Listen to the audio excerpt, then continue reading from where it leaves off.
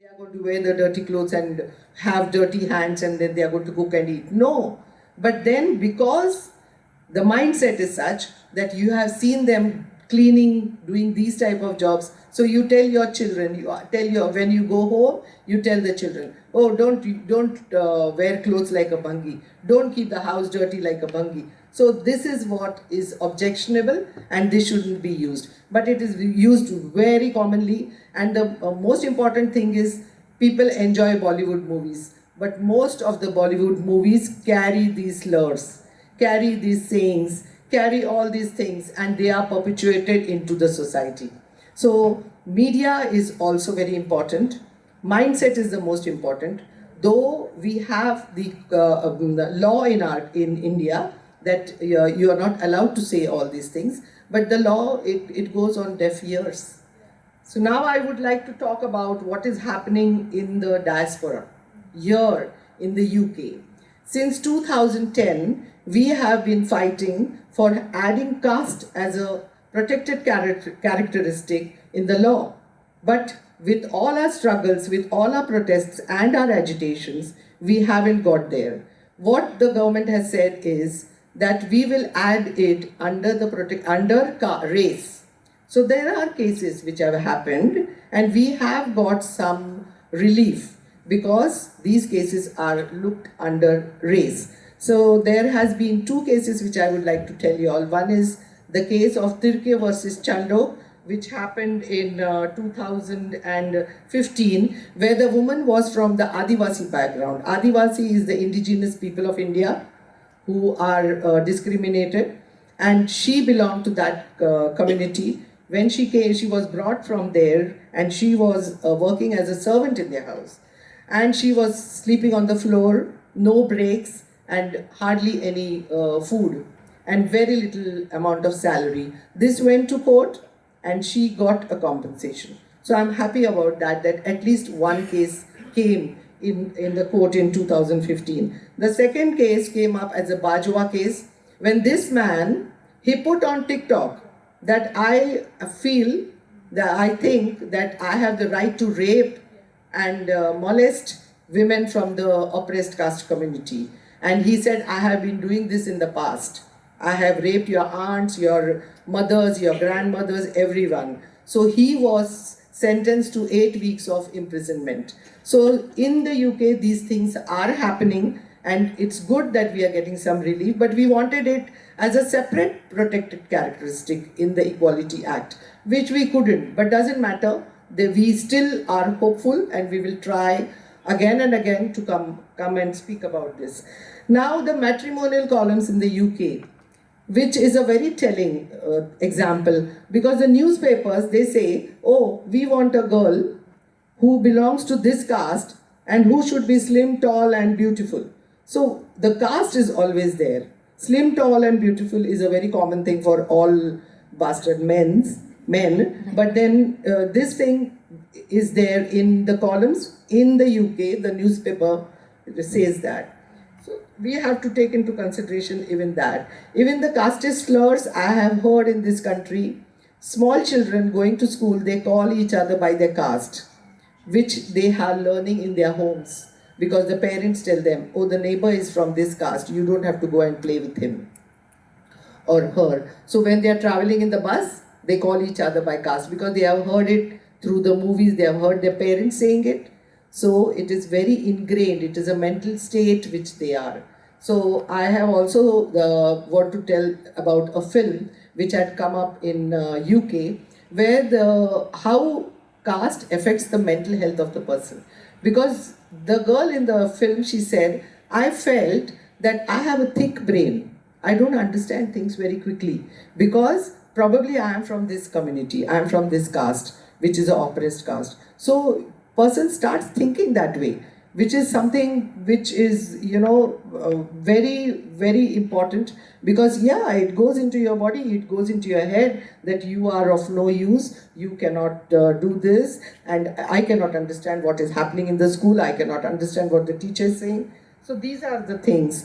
And then the third is there are songs we all dance to Bhangra, but these Bhangra songs, the Punjabi folk music, they have literally the, what is it called, the caste pride.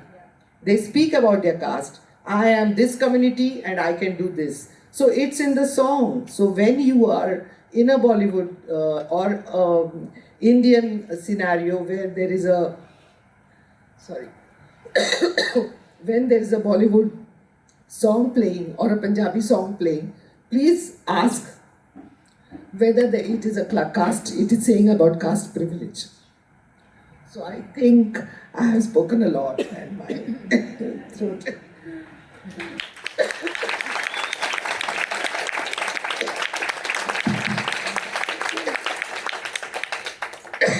Thank you. I always end my talk with a Jai Bhim, which is my slogan. Jai Bhim. Jai Bhim. Jai Bhim. Thank you so much for that, and I think that really does set the scene. So before I hand over to our next speaker, those 8 pillars, the first pillar is divine will and the laws of nature. Caste systems are anchored in a divine or natural justification for human hierarchy. You saw that play out today. It is built into a 5,000-year religious philosophy. So it is being practiced and enforced at the individual level. That's how seeped it is. So I'm just going to, at the end of each speaker, I'm going to go through 3 of the pillars. So that's pillar 1, divine will and laws of nature.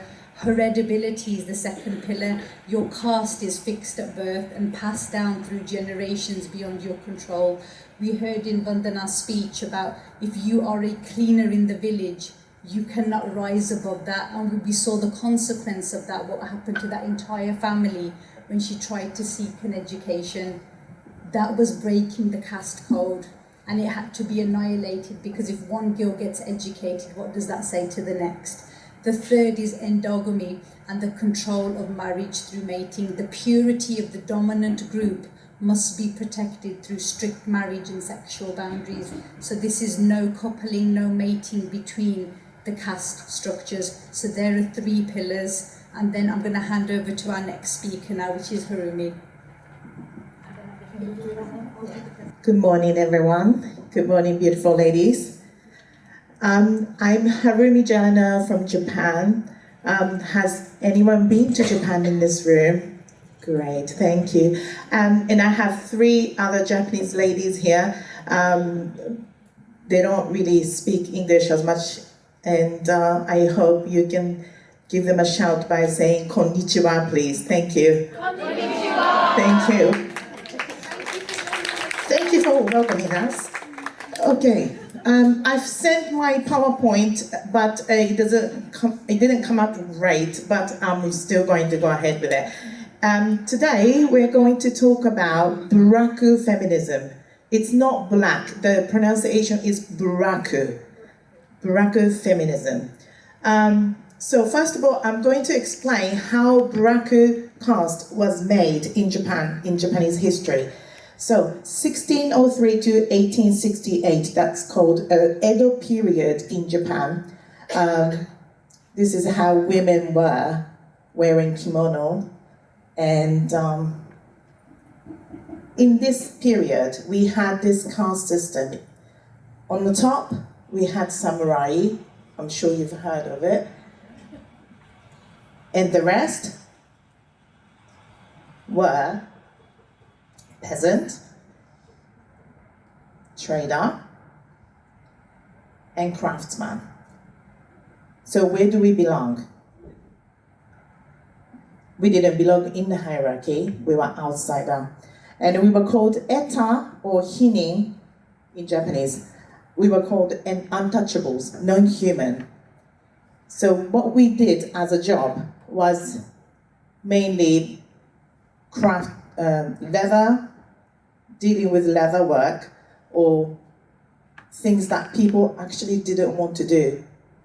Those were our job. And also, when samurai were walking along on the street, people had to always bow on the floor like this, on the ground. And we as untouchables, we couldn't even be there. We were not allowed to be there. However, in 1871, we had abolition of the caste system, but we were not freed. What happened was that we were not called untouchables anymore, but instead we were called Buraku, so that it didn't touch the law. So what Buraku women had to face, everyday life, this is how how Buraku people used to live. First of all, for women, no education. For example, my grandmother, she had to stop going to school from 10 years old. She had to go and do the babysitting job. She had to go in and do the farming job to take care of the family. Women were not believed to be important. We were not taken as important people. Next one, forced into prostitution. Because the family was so poor, we were sold for prostitution. And also poor health, lack of money, and domestic violence was very, very common. However, Buraku feminism, we didn't just take everything in. In 1921, the first Buraku woman wrote to the Women's Review magazine. She was very lucky she managed to study in school. She asserted that Buraku discrimination is a major flaw in the social structure. Also, she desperately hoped for the creation of an organization to fight Buraku discrimination in Japan. So some of us actually had opportunity to be educated, and those ones, they stood up, like this lady. However, this is when Buraku people stood up for themselves the following year of 1933. Only men on the stage. 1922. March 3rd, 1922, the Buraku people stood up, but look at this, only men in the room. In order to eliminate Buraku discrimination, the Sui Heisha, it's called the Sui Heisha, was established, but no women were there.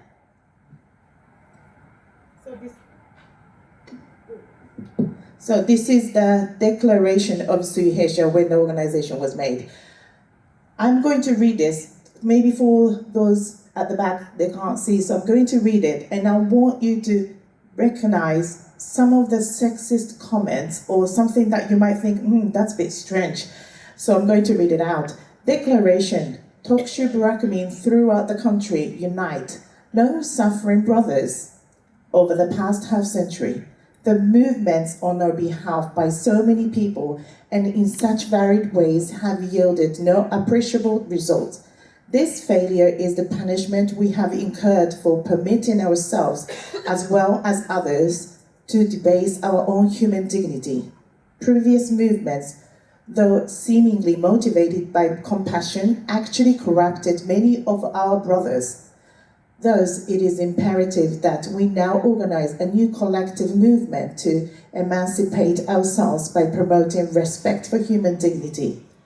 Brothers, our ancestors pursued and practiced freedom and equality. They were the victims of base, contemptible class policies, and they were the manly martyrs of industry.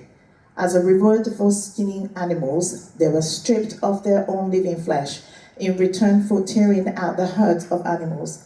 Their own warm human hearts were ripped apart. They were even spat upon with ridicule. Yet all through these cursed nightmares, their human pride ran deep in their blood. Now the time has come when we human beings, posing with this blood, are soon to regain our divine dignity. The time has come for the victims to throw off their stigma. The time has come for the blessing of the martyr's crown of thorns. The time has come when we can be proud of being Eta. We must never again shame our ancestors and profane humanity through servile words and cowardly deeds. We who know just how cold human society can be, who know what it is to be pitied, do fervently seek and adore the warmth and light over human life from deep within our hearts. Those is the Sukhvinder born. Let there be warmth in human society. Let there be light in all human beings. So, I don't know how many of you realized there are some words from women's point of view, from a Buraku feminist, maybe for you guys too, from your point of view, thought, I don't agree with this part. And then now our organization have been working on changing those words. However, so Sukhvinder was made, and there were about 3 million Buraku people, over 6,000 Buraku areas in Japan, except for Hokkaido and Okinawa. Hokkaido is north and Okinawa is in the east. This is our Buraku Liberation League. However, second Buraku feminism movement. Before 1961 in Japan, parents had to pay for textbooks. The Buraku mothers, because we were so poor, we could not afford them due to unstable employment. They had literacy class to learn how to write and read.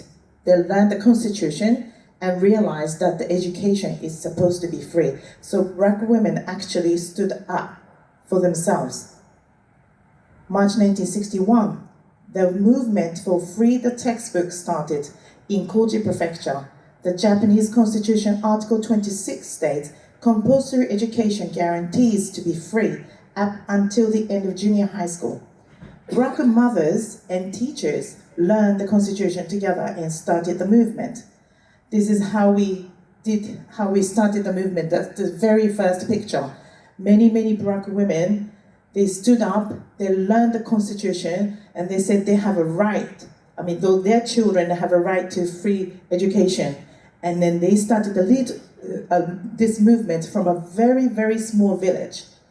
And what happened? In 1963, the Japanese government enacted the law to make all compulsory school textbooks free. From 1964, school textbooks were handed out for free gradually. The point is, it says gradually, it means from the area where they started the movement, they made sure the textbooks were free from that area. But for those who didn't do this movement, they didn't get the textbooks for free until the very last minute. So from this, what Buraku women learned was that unless you stood up for yourself, you get nothing.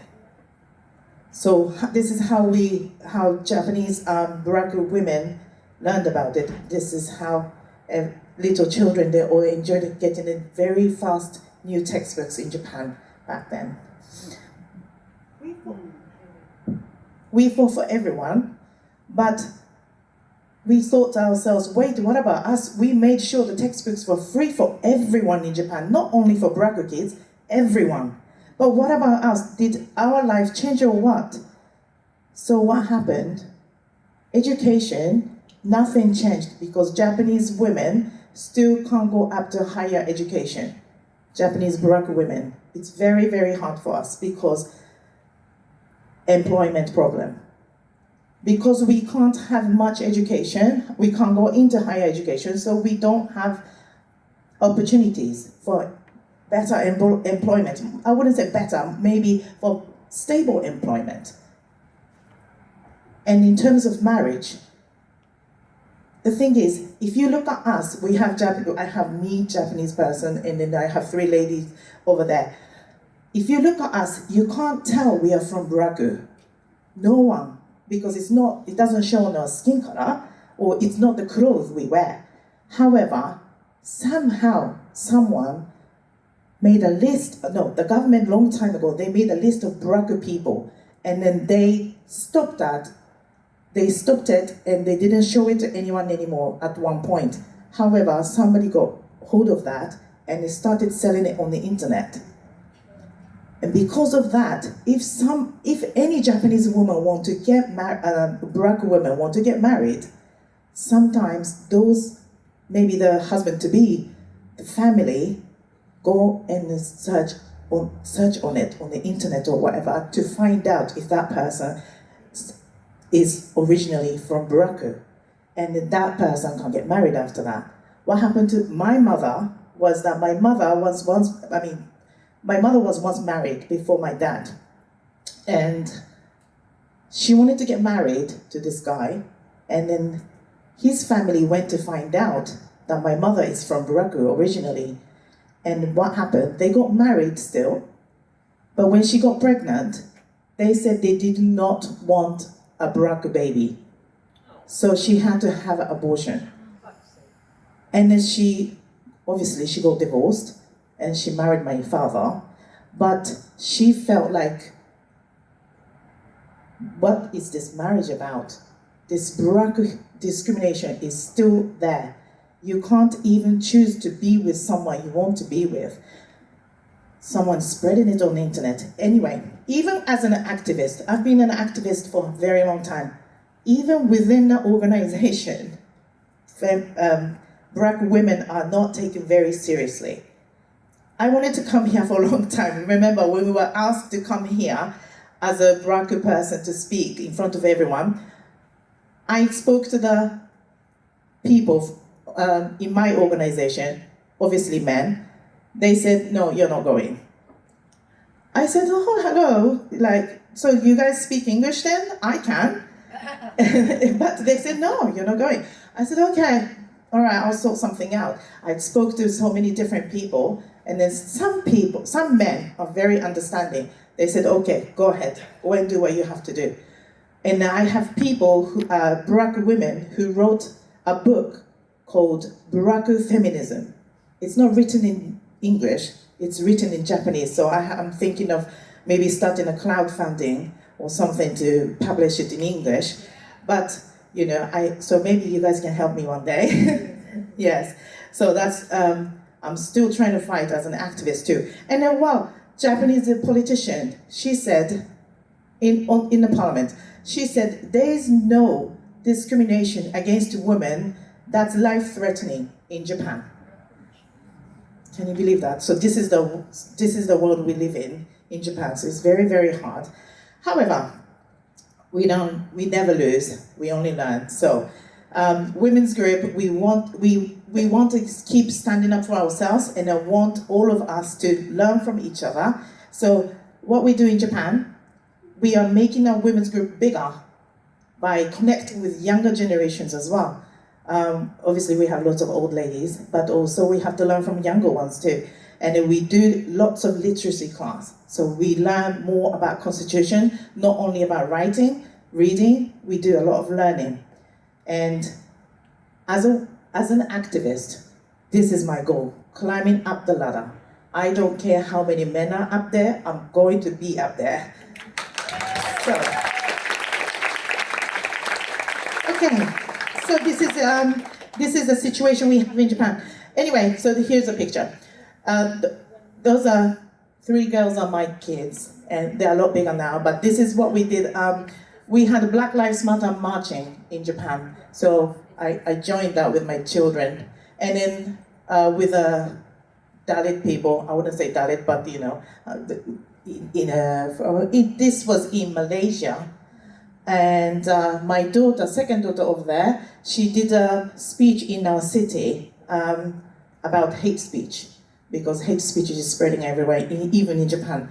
So I'm raising my daughters to be feminist, and I wish I could bring them here, but they go to school, so. Anyway, so this is our situation in Japan, and I hope I introduced enough about Buraku feminism in Japan. Okay, thank you for listening, thank you.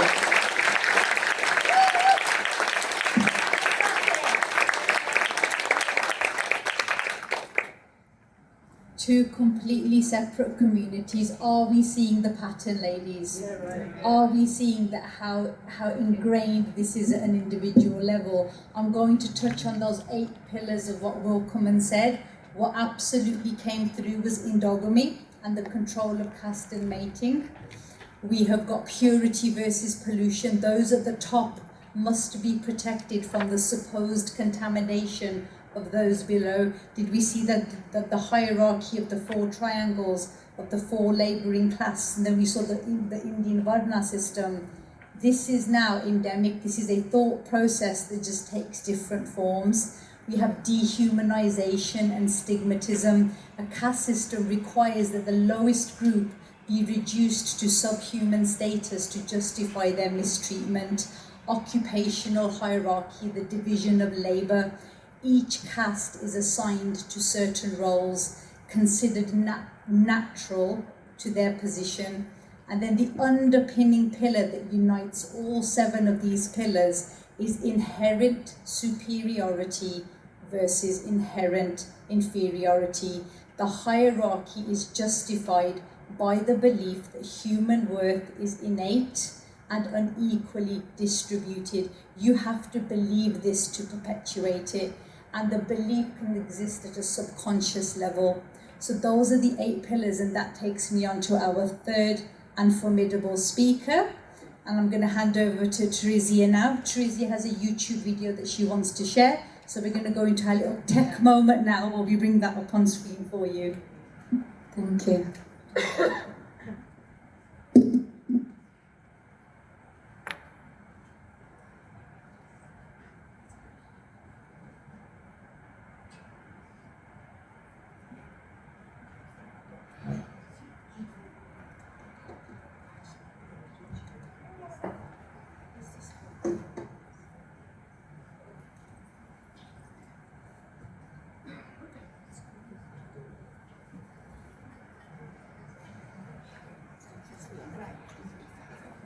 Mishtabilan. So I'm Terezia from the Roma community. I'll just quickly do a short live demonstration of what happens in my body when I get dressed in my traditional dresses, but also what happens, I don't know, with you when you see me wearing my traditional dress. So I'm just going to ask Vandana to help me a bit.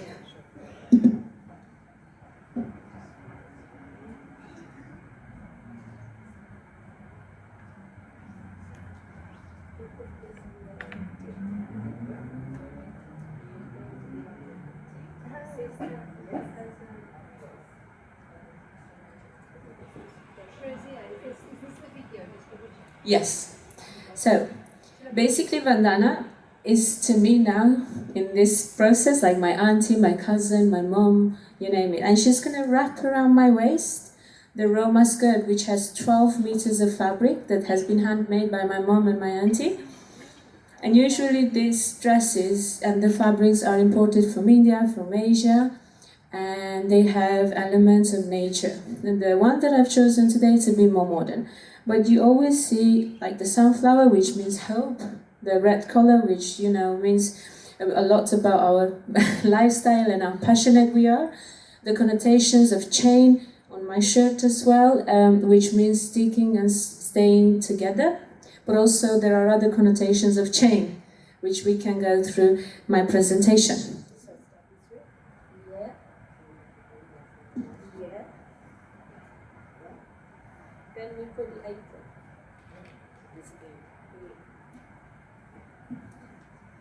And then you have the front side, which is the apron. And then we tie it at the back. Basically what is happening now is that we might feel it's something beautiful, it's something, you know, colorful, but in fact it decides what steps I can take in life. It decides what door will open for me and what doors will close. It will decide I cannot work. It will decide I cannot become part of a system and work in a school, be a lawyer, be a teacher, and work safely with my 2 sons on the street. That's what is happening sometimes, most of the times. And this is one of the main reasons, sadly, I had to leave my home country. Because sometimes politicians or people don't fully believe in you or see your capacity of that. And actually this one is like reinterpreted. Sometimes we just put it on our shoulders as well. But maybe I will do this a bit later. Thank you. Right, so what I will try and do now is to invite you to watch a poem that we translated from Romanes, and then we can dive a bit more into the Roma history and how we've been portrayed as unfit women to give birth as a result of Holocaust, as a result of the longest slavery in the world, which lasted 500 years, And I think in the 18th century, again, we had the abolition of slavery. However, that didn't stop. It's still happening in other formats, and it's portraying the way that we're being seen in the society today. Hani is one of the girls that works with us. There were a group of 20 women we managed to write a policy with, and 3 generations there, and we took them to Strasbourg. Hani is reciting to you a poem called Why Don't We Cry? It's going to help you a lot to understand everything about caste, I think. Even though it doesn't say the word, but the responsibility that we all have to talk about it. I hope it works.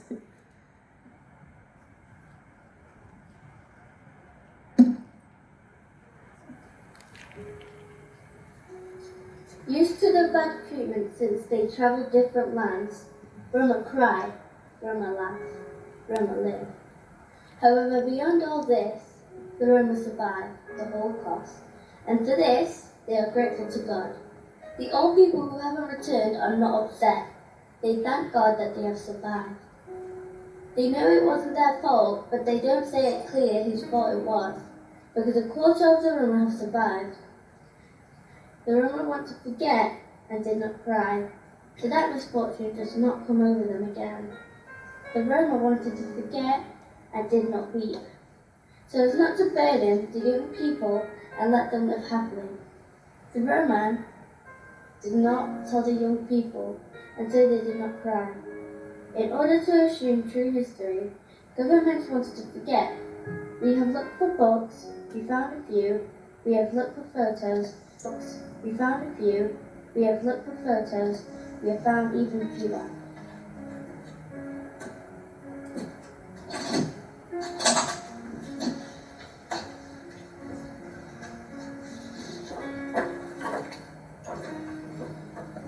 So those are images from the Auschwitz in Poland, where it was the gypsy camp, and in August nearly 3,000 Roma people have been gassed and killed. Because the Roma did not matter, historians did not write, because it was not written. People in Roma forget and did not cry. For us, more terrible than suffering is forgetting suffering. Forgetting suffering is the second horror. That is why we have to cry. Why don't we cry?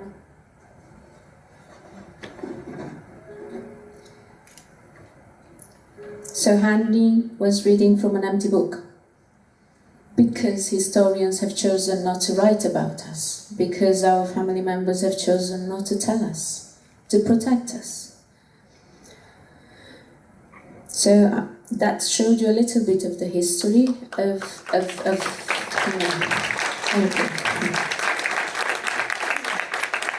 And together with the young people, as a result of that, we've done a project called Healing Hidden Identities, which talked about intergenerational trauma. But what I'm going to do now is just get you for the next 5 minutes through a story about what is the real situation of the Roma woman worldwide. So I'm really honored to be here with you all today, bringing you into the attention the lived experience of the Roma women. Some of the work that I did for the past few years, I was a well-being coach working with 9 medical centers with Roma women that had been referred to me for their mental health, trauma, and chronic pain. How did that relate into caste? A lot. So, as we discuss human rights challenges, it's crucial to amplify these voices and realities of the Roma women who continue to face profound obstacles in their lives. During Holocaust, there were medical experiments made, on the Roma women regularly, and most of those doctors were saying that the Roma women are not fit to give birth to healthy children, because the Roma women were starved, the Roma women were being seen as retarded or delayed development, having and suffering from all sorts of other mental health issues. And that is the result of how we're being portrayed in the society today, but also the result of the longest slavery in the world, where this is how sometimes there's an aspect of how early marriage occurred. In order to stop to stop men raping the Roma girls from a young age, some of the male members were marrying them earlier. So there are actually soldiers and other people who were not, from the... there's all sorts of hierarchies and groups, and some of the people and groups who enslaved us, including was the church. Okay, so this is how one of the elements that we don't talk about, sadly, is because this is how early marriages have started to happen, so that the young girls get protected and better get them married in the community rather than being raped. How that manifests in today's society. I come from the Gabor community. The Gabor community is Hungarian Roma. In the Roma community we have about 40 plus ethnic groups. That's double dialects, nearly 100 dialects. We are one of the most traditional Roma group. Physically we look a lot like the Yiddish community. The males wear the big hats, the beards and all of that. And then we wear the long skirts, we speak the language, we do the metal kupa work, we do everything that it's about manual work, we still maintain it. But internally, because we didn't touch a lot on how much discrimination we face internally and how much abuse as well, sometimes just to keep the family together. And maybe how that affected my choices, because we all make choices, and that, any choice that we make is going to have an impact.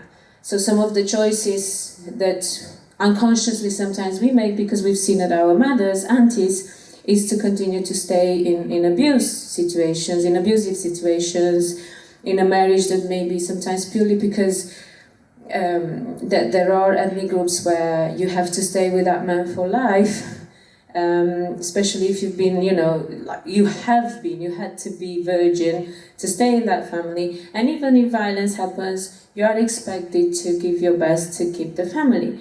So why am I saying this? Is because it's another form of the caste that maybe delayed or influenced my evolution personally. So when I decided to go back to university to do a postgraduate course, I was locked up in my house not to go for the interview, because my ex was so scared, because he knew he could see in me my potential.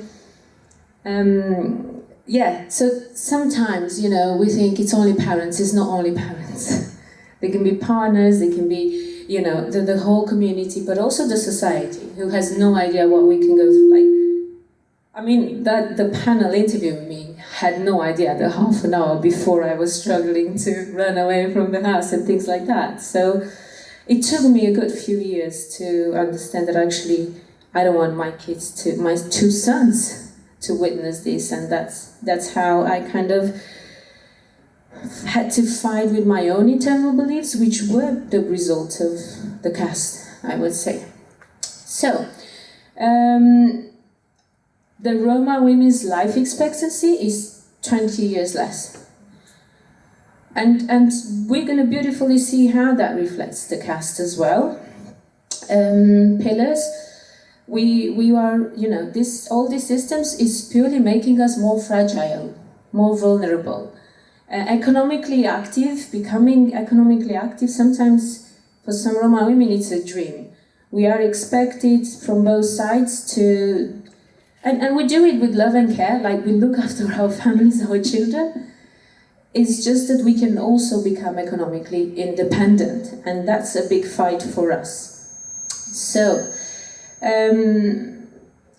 they also are more vulnerable, the Roma women, to become victims of human traffic, exploitation and violence, and actually sometimes their identity and language, we have to hide it so that we avoid discrimination in the society. There's a huge lack of systemic trust in us as women, and our work is not being recognized. Look in the policy, look in the knowledge productions that we give to the society in so many areas, whether it's motherhood, whether it's culture, whether it's advocacy, whether it's leadership. It doesn't get to be recognized. And that manifests how? Through mental health, through transgenerational trauma, chronic pain, and this is how I was working with those women from the 9 medical centers. Next week we're going to go to Geneva to the Peace Week to talk about the role of the minority women and Roma women in maintaining peace building. I mean, how can we talk about peace building when we're not even, for generations, we dream about that and we live in so many unsafe situations. But being there is just going to make us sure that we remind the institutions accountable that actually they should expect us being there in those places.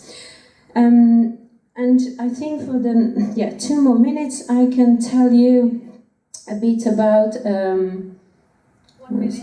1 minute. Let's do the okay. I'll tell you what. If you want to see a bit more about what I do with welcoming cultures, it's a different type of multicultural fashion show. I hope next year we can bring it here. We tell the stories. We call it the Return to Our Origins. There's also a Seeing Beyond Our Cultural Outfit portrait exhibition. I have them with me here in the car. I'll bring them and install them somehow in a space. And you can read the stories of 18 people about what it means to them to wear traditional clothes, how unsafe it can be, but also the love and the pride that you carry with you. And the multicultural fashion show, it says the Return to Our Origins, and it slowly goes to multicultural places and tells the story of what we had to become and we became together, and you will see that we are all similar. So you can see a bit of more of that on Welcoming Cultures UK if you want to see some of that work. I know it's half a minute, isn't it? Done? Okay.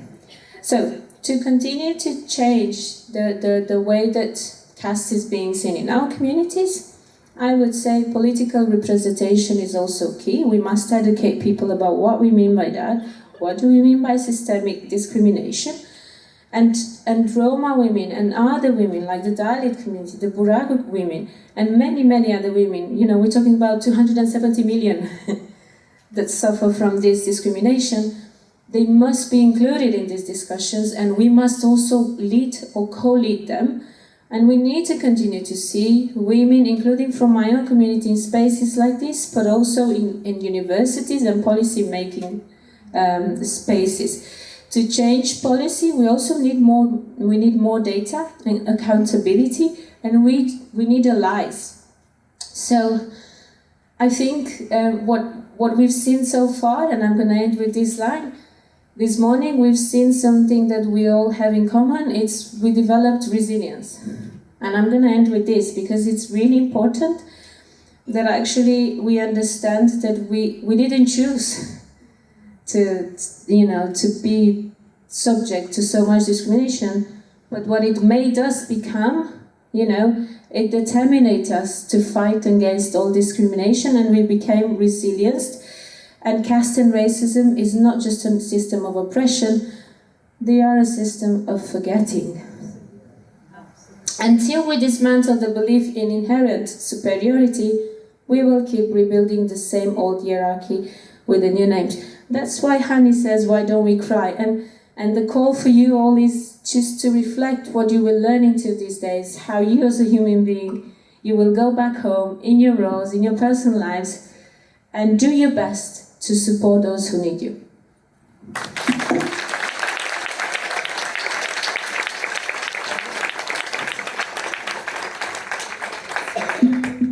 It has been my absolute honour to chair such an amazing panel, because what we see are 3 women, and let's give them all a round of applause, because to be the first in your community to disrupt when a system around is designed to the individual level to keep you oppressed shows the level of challenge that we have to take away from today.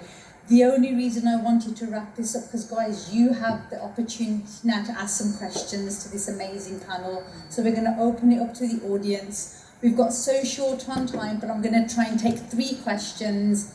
First come, first serve. Please put your hands up if you have a question. Lady there, I'm going to come and bring the mic to you.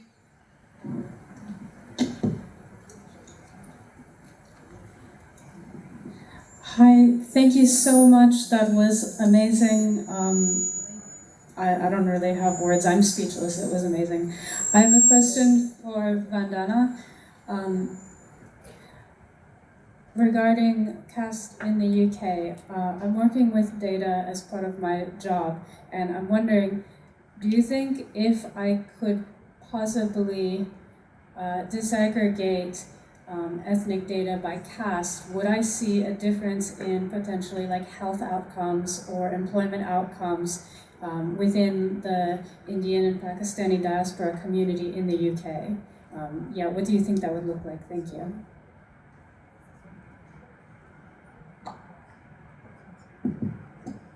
Yeah, thank you for the question, and it's a very important question.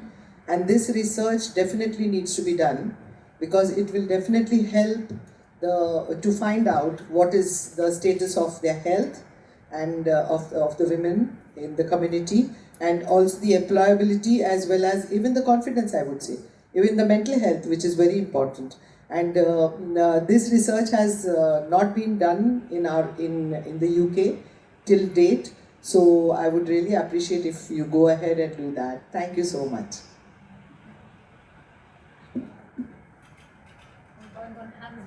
First, we have our third speaker here. And if we have time, sorry, just there first, introduce yourself, my lovely. And if we have time, I will take more. Just squeeze in every minute. No, it's you. Okay. It's yourself. Yeah, like a question, I mean, for all three, but particularly for Vandana, but, you know, it might be applicable.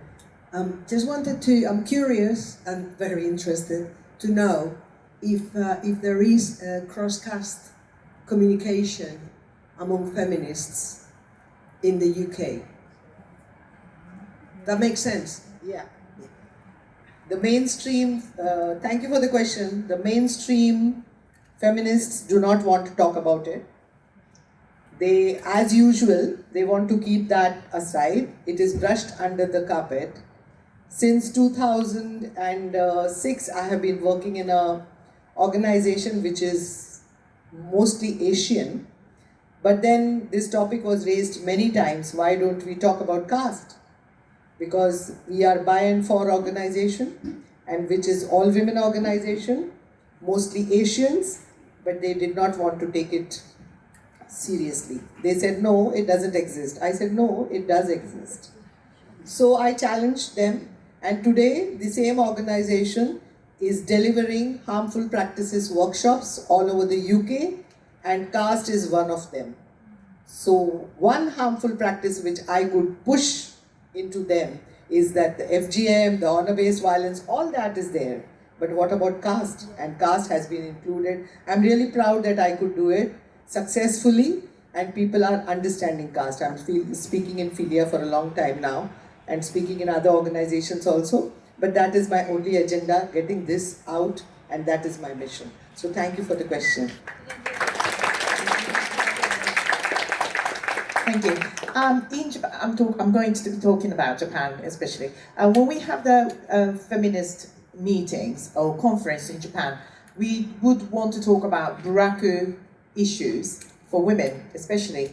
They don't want to know. They just don't want to know. They want to talk about women with disability. They want to talk about women with sexual how do you call it? Abuse, yeah, sexual abuse. All sorts of things, but not about Buraku. So how can we, I'm absolutely puzzled when they do this. They don't want to talk, they don't want us to talk. As soon as I mention Buraku, they don't want to talk anymore. So what I'm trying to do now is I want everyone from outside Japan to give us the pressure, the Japanese people, non-Buraku people, women especially, so that we're gonna have to talk about it. So I want all of you to give, maybe like talk about it on the internet, SNS or anything like that, so the Japanese women will have no choice but to talk about Japanese caste system as well. Thank you. Thank you. And perhaps as a next secondary school teacher, I remember in the UK they removed the caste description, but we still have that poem half caste. Yes, so in that poem, if some of you know it, if you don't, I recommend you go online and read it, because it's so deep and it's so beautiful, and it says, what do you mean by, half caste? I'm not going to go into it because it's so emotional. I think when I was at the UN working with the Global Forum for Communities Discriminated by Work and Descent, I was pleasantly surprised to see that this topic gets to be, well received, and actually the importance that they give to this specific description, whether there were feminist organizations, whether there were political, organizations, they all got it. Here in the UK, when I got the first project funded for the Roma women accessing employment, and I did a training to government and to feminist organizations, they were like, what do you mean communities discriminated by work and descent? And I just had to tell them, like, 2 years old, like, let's talk about what it means to be discriminated because you were born in this community. And this is how I had to, again, reintroduce the caste meaning. So I don't know if it's related to, what do you think is related to historical meaning and aspects? Because UK has, in the past decided to take out this word. For me, it just plays into the system. If you do not have the conversation, then you do not have awareness. If you do not have awareness, you cannot challenge. Yeah. So the reason this conversation is so important today is what happens when you leave this room as feminists, as women, when you meet people from diverse communities, may have those uncomfortable conversations about what's being discussed today, because new systems are emerging. I said this at the beginning of what we said, but it's 1:15. I do want to get in one more question. So I promised this lady here, I'm so sorry. Thank you very much. Thank you to all the speakers, really inspiring. And especially Vandana, can I say, please organize again for the next FiLiA, to be sure. My question is for Harumi-san. And it is, how many women from the Buraku communities are in the Japanese parliament today? Thank you for the question. I would say none. That's what I think. Yeah, and also the problem is some people who are highly educated, they do not want to tell people that they're from Buraku. Yes. I've got one question at the back, please. Because we have a community that we wanted represented on the panel, and it wasn't here this year. We couldn't make it happen. Sorry. First of all, I would like to congratulate you on speaking on this matter. And the question is for all of you, but firstly for the Japanese sister. I forgot your name, so sorry. Is it something to do with the color of your skin? Because some Japanese came to Congo maybe 40 years ago, and they have children with black women, and they refuse to take those children back to Japan. And we heard for the first time about this issue with caste. So I was just wondering, because I know as having spoken with my sister from India, Vandana, sorry, there is something related to the skin color. And I just wanted to know, and I know with the Roma as well, it is an issue. Caste is because the more darker you are, the less you are considered a human being. And we are facing this issue as African and as Congolese as well. We've had a lot of children born with Japanese men. They came as engineers in Congo, and they left those children. Those children have been dehumanized and they are traumatized. They cannot be recognized. And in Congo, because they are not black, also they're facing this issue. Thank you. Okay, thank you for the question. In Japan, it's not so much about skin color, especially when it comes to Buraku discrimination. You can't tell, basically. We all look the same. However, when it's mixed race children, for example, my husband's Caribbean British, okay? So my children have slightly darker skin than usual Japanese people. But when they were in school, I mean, they're still in school. When they're in school, they get called names. So many people who have black roots in their in their roots. Many children, they choose to stay away from Japan. They do go to America. They move to any other countries, but Japan, it's very hard. Yeah, but Buraku discrimination is not about color. Yeah. Yeah, I think the Roma community about color internally and externally, yeah, you are right. There's this exhibition called We Carry It With Us. We talk about, well, I mean, when you're darker, even when they come for engagement, I'm the darkest in my family, so I kind of lived and grew up with this. I might be seen in Romania or in European countries as black. Yeah, in the UK I'm not seen as black. I'm the darkest in my family, and that definitely dictated how much love in general you receive from your aunties, from your extended family, and what we perceive as beauty is what the society did to our communities as well. You remember the thing with the India when they whitened and that happened in our community as well. But when they come for engagement, they won't go to the one with the dark skin color. So that makes it that you're not, again, like the untouchable. And I think we learn again to become resilient and learn that actually we are beautiful in our skin. And that's what somehow in the UK I've learned that, because I've seen so much diversity. But in countries that are not diverse, I start not to judge them anymore because they were not witnessing this diversity. So, and they inherited from the society so much judgment that what beauty means. So I had to find my own ways to understand that we are all beautiful and with our skin, and we don't need to make it whiter, we don't need to change it, and just be grateful that, we are perfect as it is.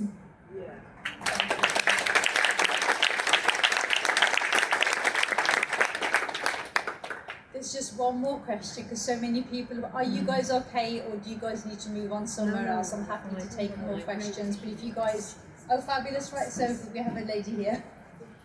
If you guys are happy to carry on, I'm happy to keep on taking questions. Unless we get told off by someone, are we okay? No? 5 minutes for the next session. Okay, so we've got 5 minutes. Thank you. And then we have the lady in the red hoodie there. Thank you. We've got 5 minutes. I'm going to pack in as much as we can. Right, lovely. Well, thank you so much, first of all, for all the speakers. This has been amazing. I just wanted to bring a question regarding the Roma, because I think, obviously, the 500-year period of slavery has been on the Romanian principalities, and I'm a Romanian person, right? And I only learned about this, I think 3 years ago. So they don't teach you.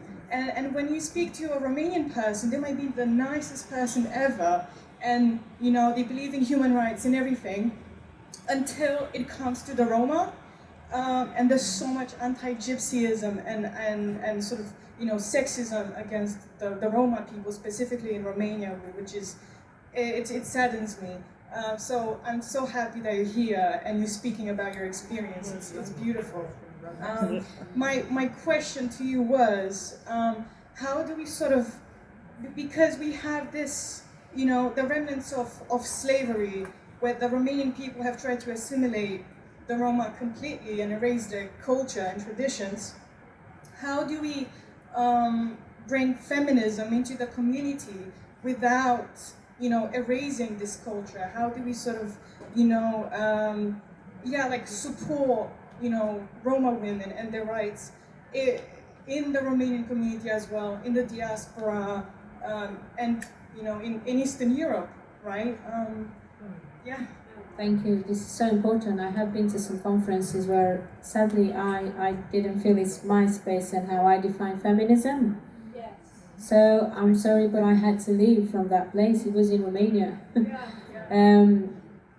You see, to me, you can see I'm modern, but also traditional. If I'm wearing modern clothes, that doesn't mean you can tell me that it's fine to hide those traditional ones or show disrespect to traditions. If we are in a feminist space, if we don't bring transgenerational women there, the elderly, different ones, and we just have young people talking only which I embrace, don't get me wrong, I'm a human rights advocate. I have family friends, close friends, I advocate for LGBT, but there are spaces where our grassroots Roma women won't step in if we only talk about transsex, if we have only... So honor that and respect that, because there's space for everyone. There's space for everyone. Learn in the same way we learn about LGBT, about trans and other groups, in the same way you learn about the way that we kept our traditions, and respect that. Because again, forced assimilation, for a Roma woman to come in these spaces and be with us, it's not just her decision. It took me 3 years to get the Roma women to Strasbourg, but I started with coming from their road to the local community center. So you're not taking only a Roma woman, you're taking the whole family, whether it's the husband, the uncle, and the children. Please respect that. That comes. This week we talked a lot about unequal aging and how the Roma women and other communities are suffering, are aging much faster because of the fact that we are being forced to, culture is being weaponized, I would say. And the way what culture means to me and what means to you, it can mean something else. But as long as you respect that, as long as feminist organizations are willing to embrace that and just add value, I always see from other cultures, I love to learn, not to change. I'm just here to support, to learn, to give, receive. But sometimes we have unconscious biases. Let's just acknowledge that, I would say, because even if we are feminists, sometimes we still have those things in us. So we might make mistakes. We don't always do things perfect, but maybe just say, I'm sorry, I didn't know. How could I make this, and people will feel your body, will feel your intention. That's the best thing I could say when you go with your heart there. That's amazing. That brings our session to a close, and I'm going to end with Isabel Wilkinson's word, and I'm going to leave this with you today, because racism is what is being talked about. And what Isabel Wilkinson says is, we have to shift the lens. Race is the visible signifier, the skin, while caste is the underlying skeletal architecture of inequality, and it does exist here. And it's not I don't want people to leave today thinking it's a them issue. No. This is an us issue, and when we start seeing it, we will not be able to unsee it. And when you stop unseeing it, you will challenge it through common sense. We look at these 8 pillars, it's an abhorrence on society, it's an abhorrence on humanity itself. Once you see it, I know every single woman in the room, there's a warrior in each and every one of you, and you will challenge in whichever way you see fit. And that's what we, I think, as a collective panel, wish for you to take away from today. Thank you for sharing this space with us. Thank you.